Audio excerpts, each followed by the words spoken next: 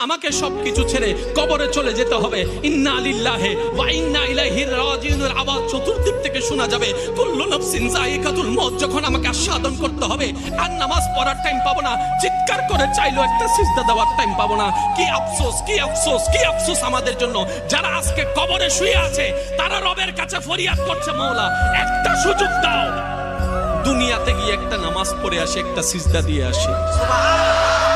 কবরবাসী চিৎকার করে রবকে বলে, মাওলা ভুল করেছি, ভুল করেছি, ভুল করেছি, একটা সুযোগ দাও।